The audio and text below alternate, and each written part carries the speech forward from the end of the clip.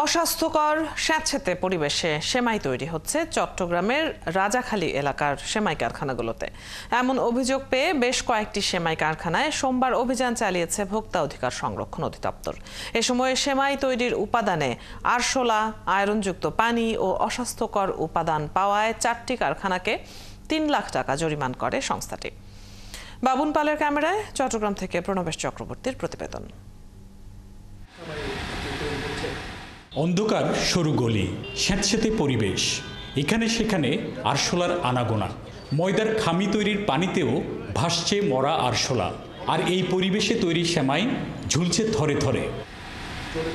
গোয়েন্দা সংস্থা ও ভোক্তা অধিকার সংরক্ষণ অধিদপ্তরের যৌথ অভিযানে চট্টগ্রামের রাজাখালীর কারখানাগুলোতে ঈদের অন্যতম চাহিদার পণ্য সেমাই তৈরির দেখা মেলে এমন স্বাস্থ্য ঝুঁকিপূর্ণ পরিবেশে।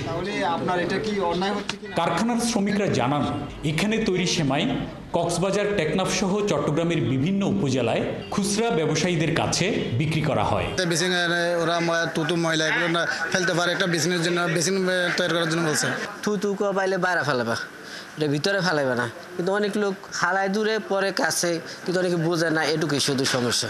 নোংরা পরিবেশে সেমাই তৈরির জন্য রফিক, ইমরান, মোস্তফা ও আব্দুর রহিমের 4টি সেমাই কারখানাকে 2,80,000 টাকা জরিমানা করেন অধিদপ্তরের কর্মকর্তা। শর্ত ভাঙলে কারখানা সিলগালা করে দেওয়ার হুঁশিয়ারিও দেন তারা। এই ফ্যাক্টরিটা আলাদাভাবে সিলগালা করারও কোনো উপায় আমরা খুঁজে পাচ্ছি না, কারণ এটা পুরো একটা ভবন, এখানে অনেকগুলি পরিবার বসবাস করছে। আমরা আপাতত কঠোরভাবে আমরা সতর্কতা দিব তাদেরকে, যে তারা যেন ভবিষ্যতে অপরিষ্কার অপরিচ্ছন্ন অবস্থায় কোনোভাবেই যেন খাদ্যপণ্য উৎপাদন না করে। অপরাধ স্বীকার করে সেমাই তৈরিতে স্বাস্থ্যকর পরিবেশ বজায় রাখার প্রতিশ্রুতি দেন কারখানার মালিকরা।